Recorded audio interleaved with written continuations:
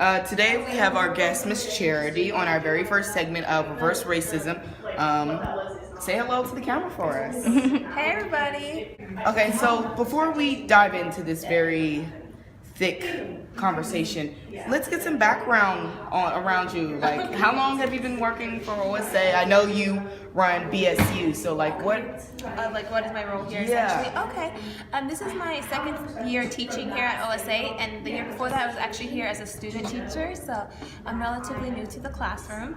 I teach world history for 10th grade, and I teach an honors elective called ethnic studies to mostly 11th and 12th graders. So we discuss a lot of the topics that we'll be discussing here today in class all the time. Other than that, I am the faculty advisor for BSU, the Black Student Union. Everyone should come join us. As well as I work with the Global Glimpse program that takes students abroad so that they can study what communities are like in some of the Latin American countries. If she said, it would be so refreshing to have a classy, beautiful, dignified First Lady back in the White House. I'm tired of seeing ape in heels. And she strongly opposed any form of racism or hate speech. So, as a woman of color, how do you feel about this quote? Thank you. I felt that the criticism, the very personal criticism of the Obama family has been very disheartening as folks who, even when they're critical of Obama, a lot of people of color kind of look to that family as the symbol of hope and just very much disagree with all of those criticisms because they've served as a model really for how to interact with these systems that tend to kind of oppress people of color. How can we work within and play the game and still be really successful and well respected?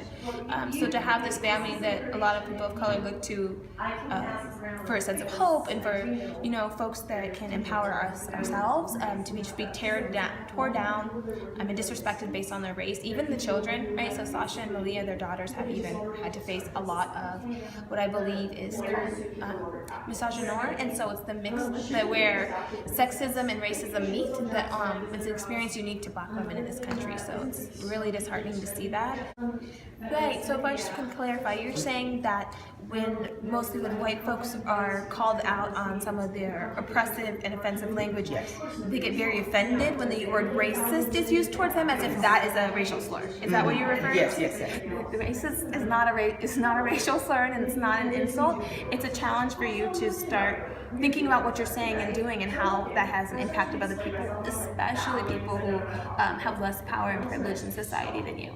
So it's really a way to call people out in order for them to change those behaviors and to work as allies if they have power. It's like, well, we're talking about this language that you use that is oppressing other people, but also people don't want to believe they're bad people, and the idea of racist is tied to bad people.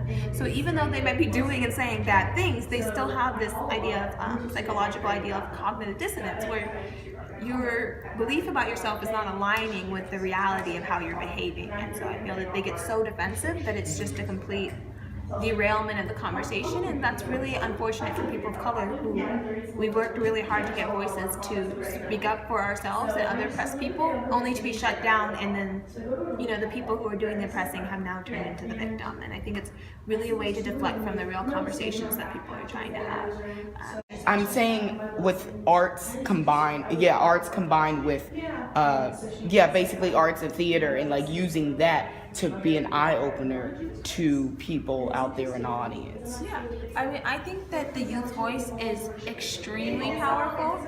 Throughout history, there's been examples, right?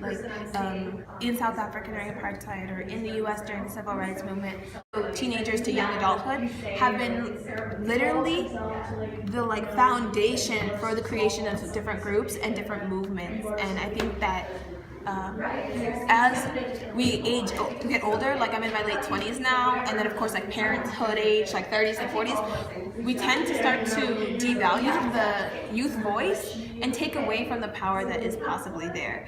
So I think the youth voice is powerful, period. And I think that learning through arts and music in general is a really good way to reach people. So the combination, I think, can be extremely powerful. Why I think that arts is because I think sometimes if you have a child to have a conversation with someone or do it in a very serious way, it's not going to reach them the way a powerful song might, right, or a performance. I think it makes it accessible to them in a way because they can think about it in abstract. We talked about earlier, sometimes people don't really want to see right away how they're complicit or how they're involved in that system.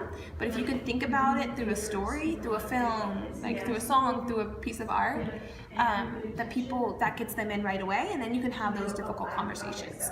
So I think the combination of having it through an art form and bringing it from the youth will make more and more people willing to listen than if I stood up there and lectured them in ethnic studies class to a bunch of 50-year-olds. I think that seeing young people bring it to them on the stage would be way more powerful.